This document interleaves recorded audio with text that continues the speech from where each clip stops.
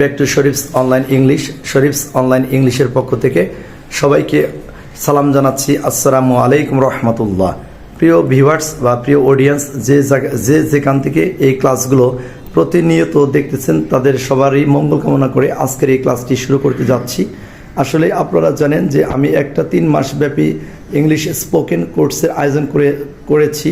এই কোর্সটা মূলত যারা ইংরেজিতে দুর্বল, ইংরেজি কিছুই বুঝেন না, ইংরেজি বলতে চাচ্ছেন বা শিখতে চাচ্ছেন কিন্তু ভালো সঠিক গাইডলাইন পাচ্ছেন না, আমি তাদের পাশে আছি ইনশাল্লাহ, এবং তাদের জন্যই মেহনত করতেছি। তো যত দুর্বল ছাত্র আছে তাদেরকে নিয়ে মেহনত করতেছি, কারণ দুর্বলদেরকে মেহনত করার মতো কেউ থাকে না। সবাই ভালোকে নিয়েই মেহনত করার জন্য চেষ্টা করে, ভালোকেই ফোকাস করে থাকে বিভিন্নভাবে।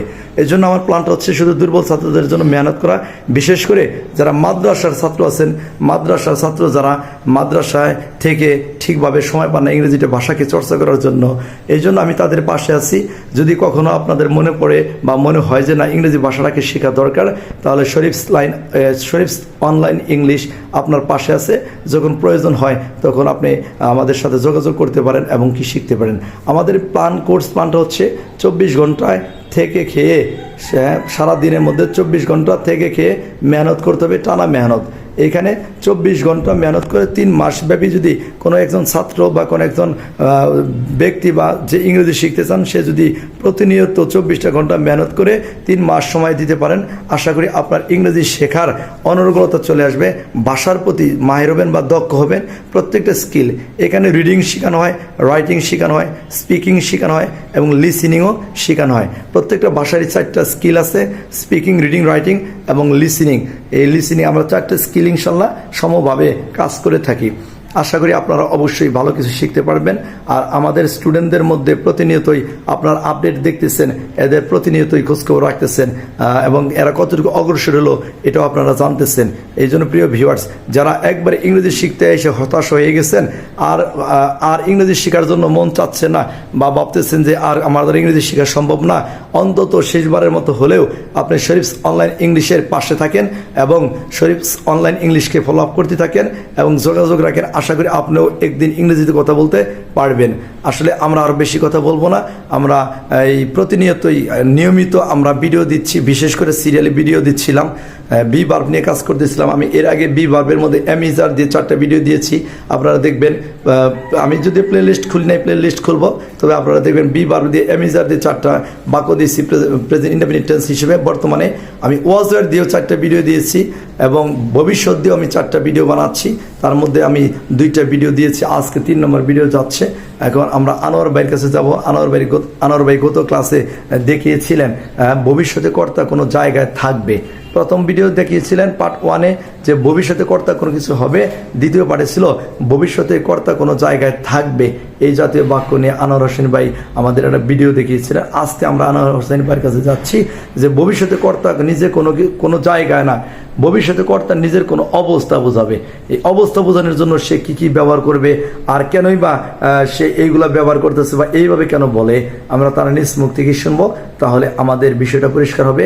আর প্রিয় ভিউয়ার্স, যারা পার্টনার পাচ্ছেন না বা সাথী পাচ্ছেন না, কীভাবে প্র্যাকটিস করবেন, আপনি নিজেকে প্রশ্ন করবেন, নিজেকেই উত্তর করবেন, উত্তর দেওয়ার জন্য চেষ্টা করবেন।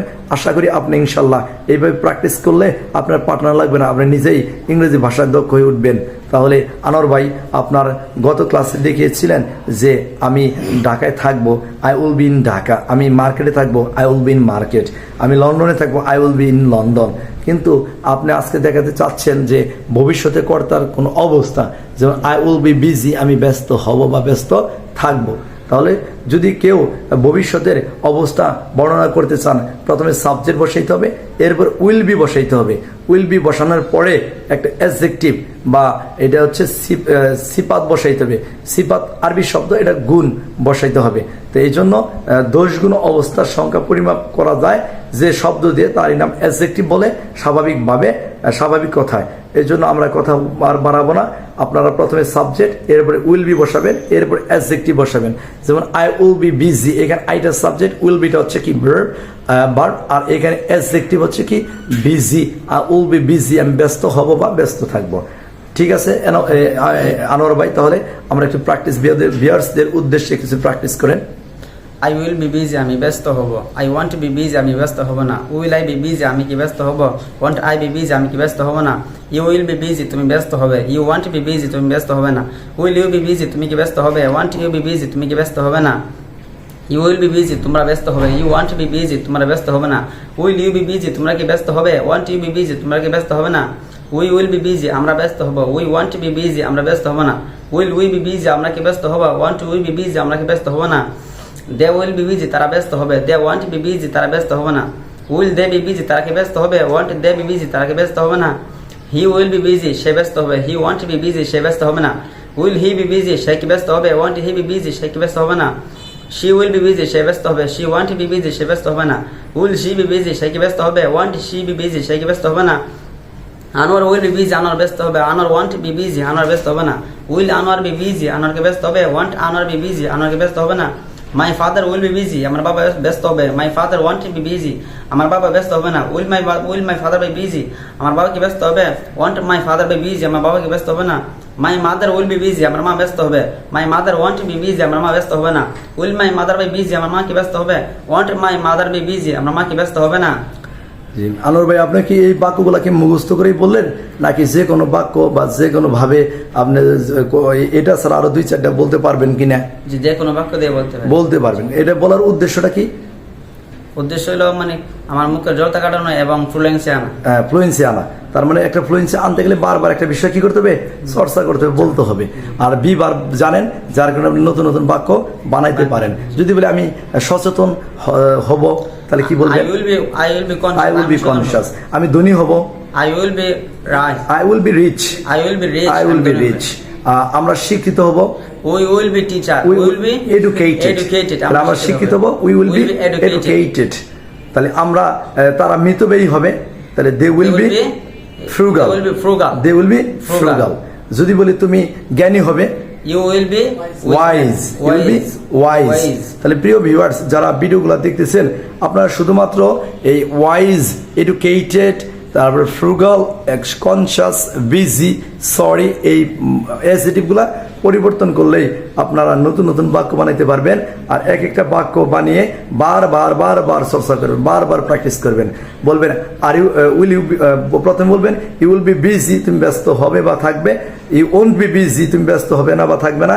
উইল ইউ বি বিজি তুমি কি ব্যস্ত হবে বা ব্যস্ত থাকবে না। ওন্ট ইউ বি বিজি তুমি কি ব্যস্ত হবে না বা থাকবে না। এরপর নিজেকেই প্রশ্ন করবেন, উইল ইউ বি বিজি তুমি কি ব্যস্ত থাকবে?